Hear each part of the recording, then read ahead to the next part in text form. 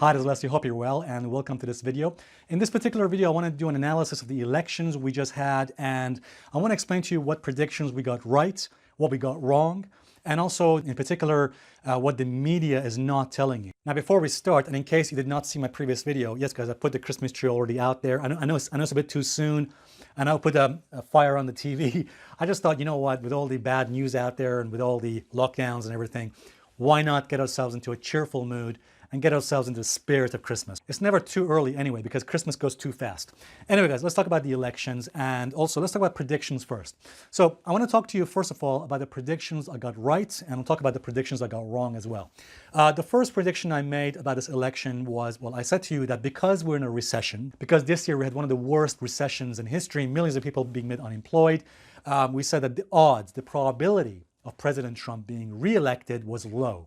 So if you watched my previous video about some weeks ago, I said, look, the probability and the odds of any president, doesn't matter if it's President Trump or any president, the probability of any sitting president being re-elected in a year where you have a recession is very low. Now again, guys, this is only based on probabilities. At the moment, the stock market and the economy is giving us about a 70% probability that there's going to be a change in party, that the sitting president, that the sitting party is very likely to lose the election. So that means, unfortunately, it's not looking very good right now for President Trump. By the way, I did speak to my uncle recently.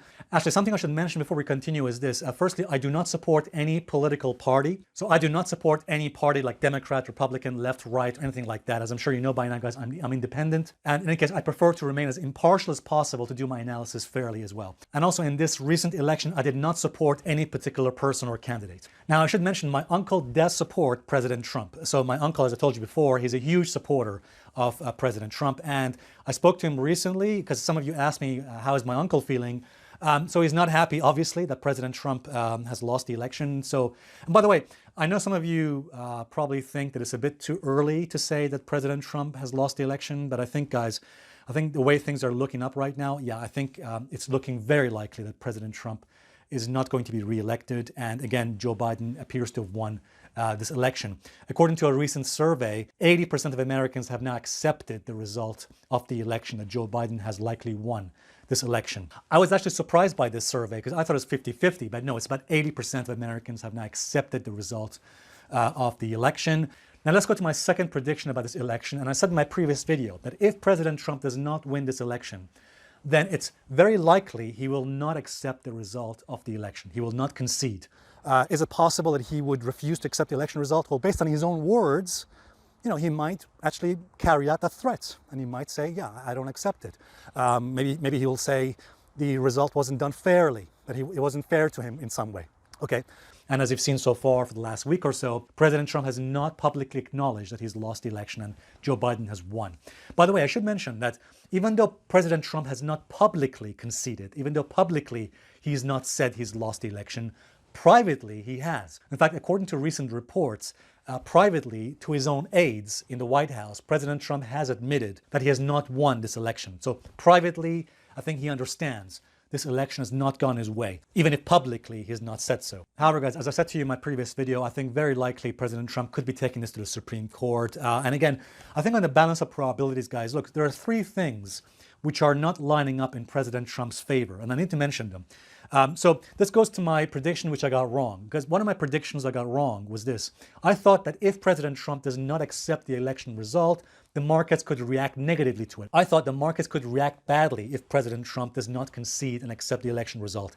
It didn't turn out that way. And I think the reason is quite obvious, because even though the election result was quite close, the number of votes President Trump is disputing, he's in fact taking to court, is not going to be enough for him to swing the election result. So the number of votes that he's challenging, President Trump is challenging right now in court, just will not be enough to change the election result. The market knows this, the president knows this, and the market knows this. The second thing is this: it's a federal crime for any sitting president, for any incumbent president, to overstay his term. And President Trump knows this. He knows that it's a crime for any president to overstay the term. And the third and most important factor is this: the nuclear codes will be transferred from President Trump to Joe Biden on January 20th. And when the nuclear codes go, so goes the power of the presidency. All right, guys, as simple as that. So I think, again, President Trump knows all this, and the market knows all this as well. So that's why we haven't seen a huge volatility in the market as well.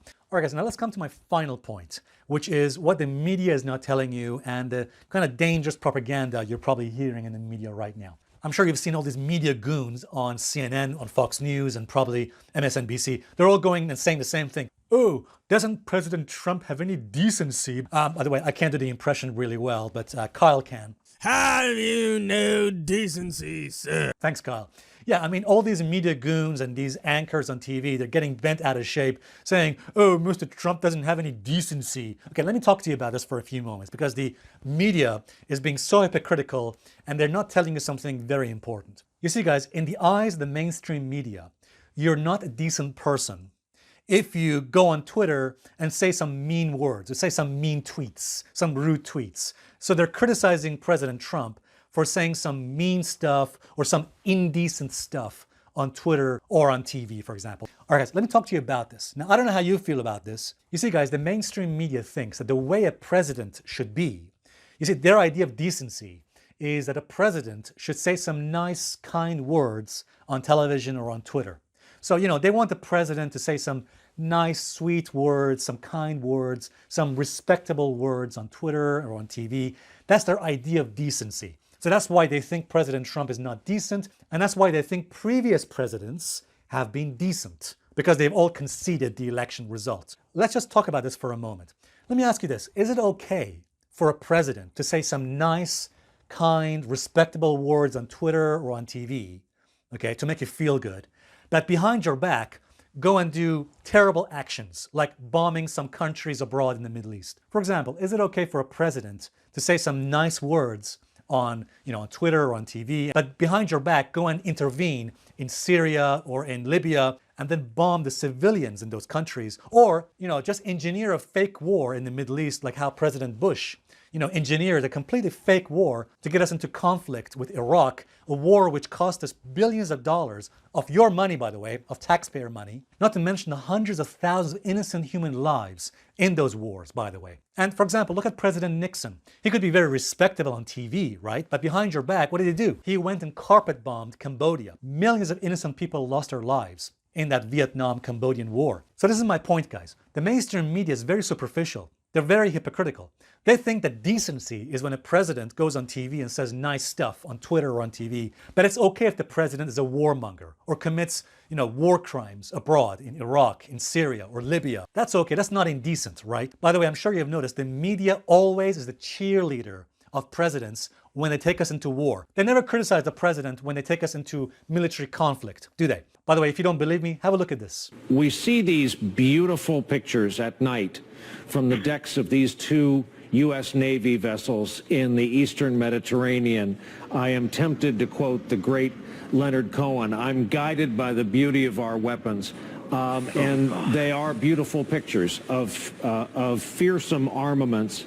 Guys, did you see that? That was Brian Williams of MSNBC. Did you see what he said? Oh, what beautiful weapons. Oh, I'm so taken aback by the beauty of our missiles and weapons. So ridiculous, isn't it, guys? They don't think that's indecent when they cheerlead the presidents when they take us into war. But no, when a president says some mean or rude stuff on Twitter, oh, that's indecent.